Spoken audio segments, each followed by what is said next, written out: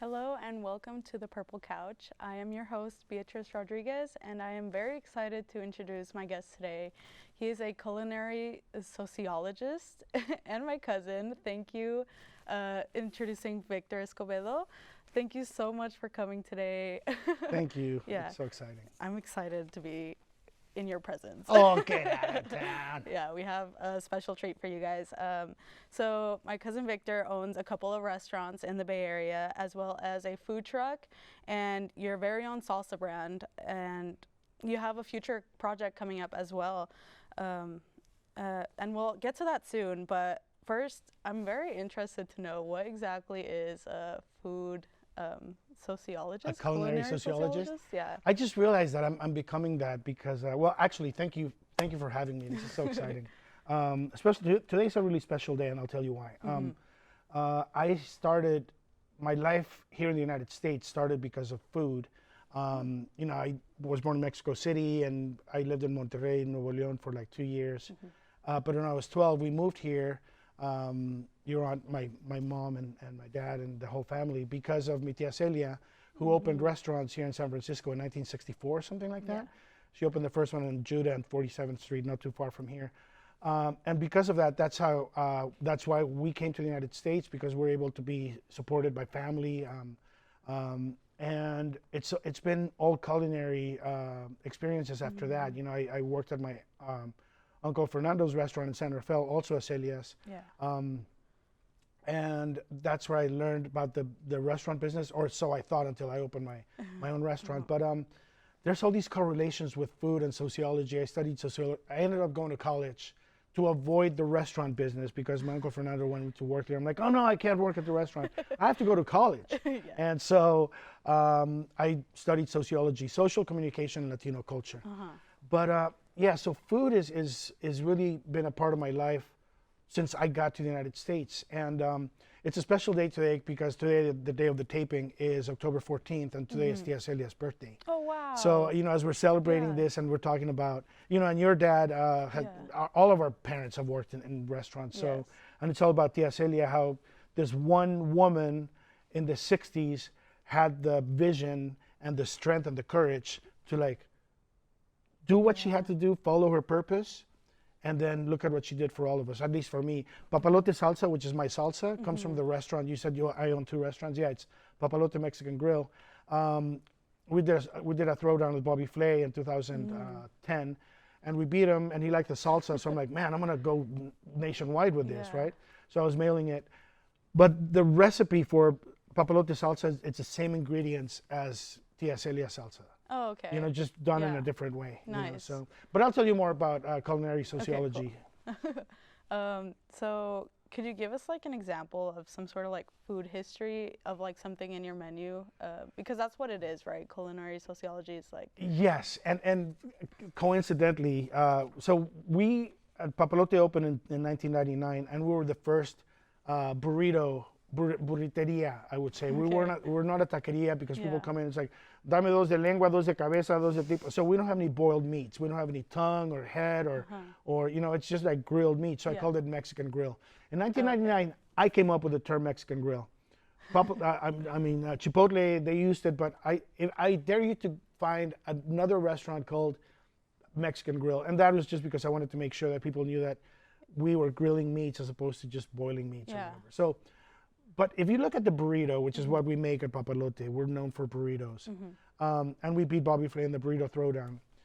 So if you talk about society in the United States, a lot of people think of society as the melting pot. Well, you don't want cultures to become to lose their identity, right? Yeah. And everyone becomes the same, right? Yeah. You want everything to be wrapped, but everyone keeps their own identity. Yes. So a burrito has like, if you think about the different communities, Asian, Black, Latino, whatever, look at a burrito, and a burrito brings everyone together. You have your rice, you have your beans, and then you have your meat. So everything could be representing, you know, I don't know how stereotypical you want to be, but you know, you can like, hey, we have rice. Wow, that could represent a certain community, you know, and you have beans. Well, beans and, okay. and it's all wrapped together or held together by a big white Yeah, so I mean, I could really get into it, but I want to stay kind of mellow. But yeah, and if you look at it, it's all different cultures being what they are. You don't put a burrito in a blender, which would be the equivalent of a melting pot, right? You take a burrito and all the different communities make it a beautiful thing that will, okay, anyway, but but you know, it's delicious, it's good for you, it's one whole meal, that's all you need. So that's what I'm looking at. I also did a project called Carnitas Quest, where I've been to LA, New York, cities in Texas. I did Cancun, I did Mexico City, and I went to 5 different places looking for carnitas. Oh, wow. And what I want to do is I want to have a show called Carnitas Quest. And if you Google it, I have a Facebook page, Carnitas Quest. And I made little videos of like me trying the carnitas. So it's not about necessarily how good are the carnitas, just realizing that if you're looking for the Latino community, let's say you go to Topeka, Kansas. I mean, Topeka, where's Topeka? It's Kansas, and then you have, what's right next to Kansas? Anyway, whatever. You go to the Midwest. Yeah.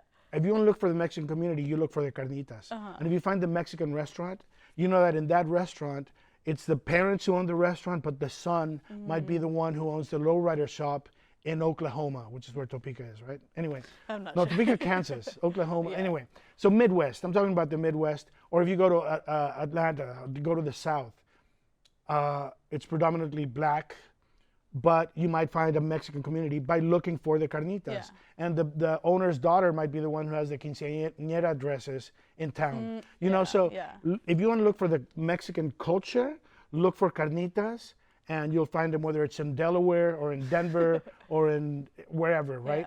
And so really looking at society through food and really discovering communities like that, you know, especially Mexican and Latino, you know, Salvadorian, you know, Central American or South American or whatever. So look for the food, you'll find the demographic.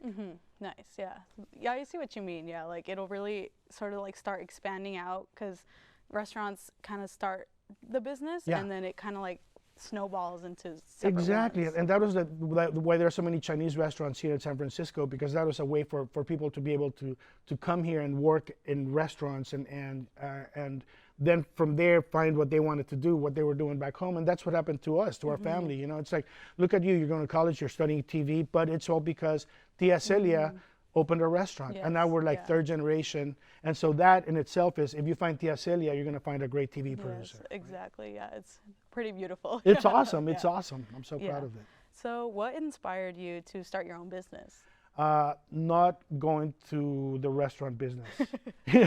I used to fund my travels because I studied abroad. I love French. I love the French language. I love culture. And so I was teaching English and Spanish to French kids in Belgium at a language school. And I would go every summer, but I had to work at restaurants to fund my trips. You know, so during the year, I would, after graduating, I would work in restaurants, and then during the summer, I would go to Europe to teach these kids during the summer.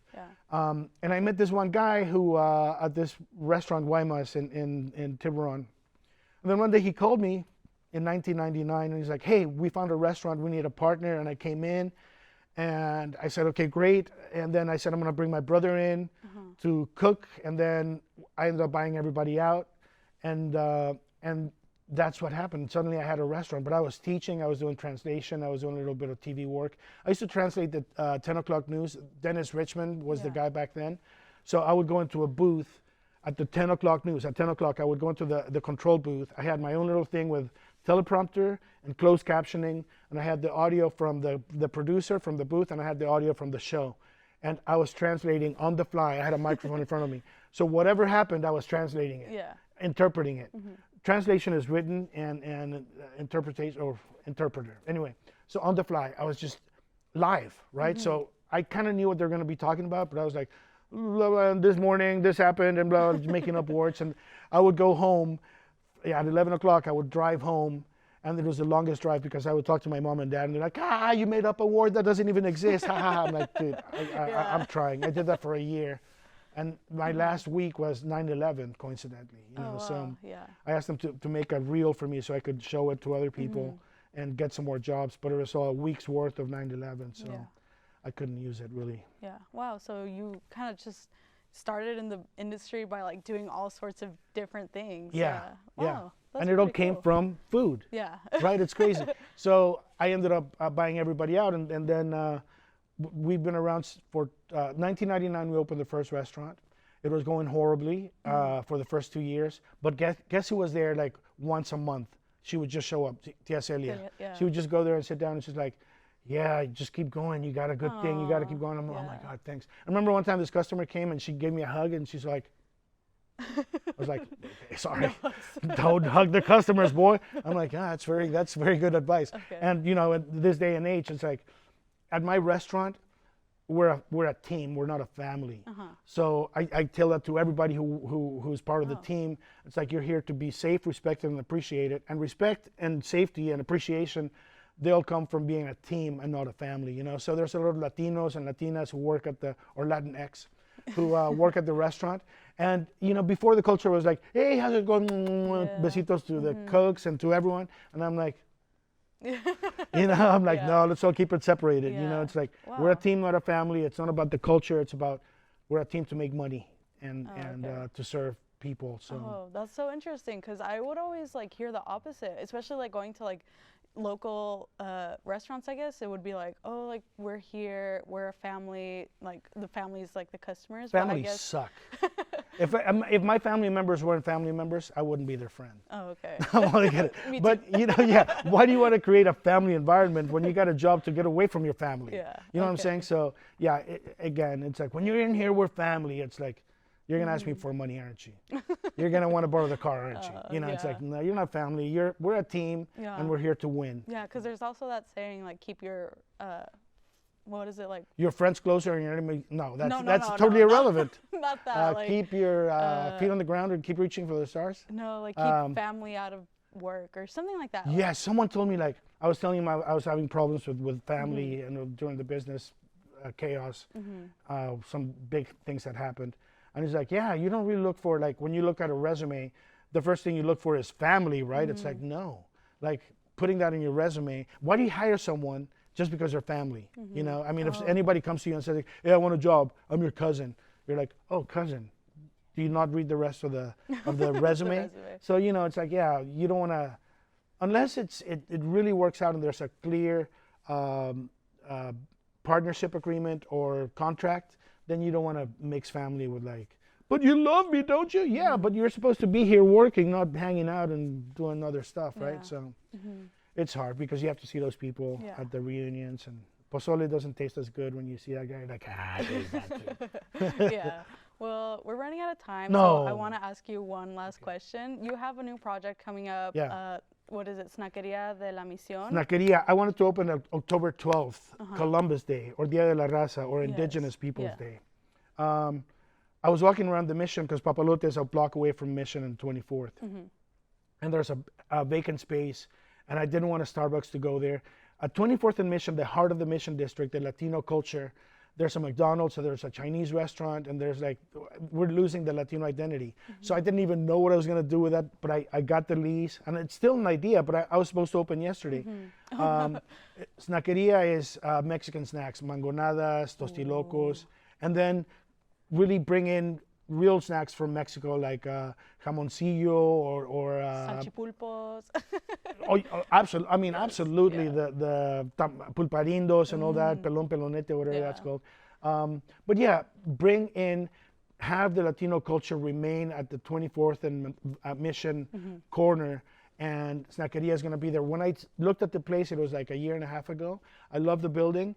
Since then, they built a huge Carlos Santana mural, his whole family. Nice. And I taught his son, Salvador. He's on there too. Cool. They're having the grand opening, the celebration for the mural on October 29th. And that's when I think I'm going to do the grand opening. So it's going to really be a little piece of the Latino community, just preserving our Latino heritage. Oh, wow. Very exciting. Yeah. So now do you know what a culinary sociologist is? Yes. Basically just sharing our experiences through food, right? And cut. Yes. Yes, thank you. Okay, Thank you, Beatriz. well, before we go, where can everyone find you? Any social media?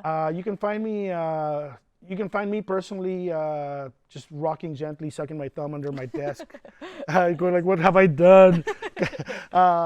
But social media, I am Mexican. Wait, Victor Escobedo, Facebook, Instagram, Papalote, Papalote SF, Papalote Salsa, Papalote. Just Google Papalote and burrito. Yes. And you'll find it. Or Snackeria. Yes, yeah, okay, yes. Well, be sure to check out Victor's social media as well as his websites, Papalote SF, Papalote Salsa, Papalote Trucks, and SnackeriaLaMisión.com. Again, thank you so much for coming and being our guest today. And I hope to see everyone soon for our next edition of San Francisco State's Purple Couch.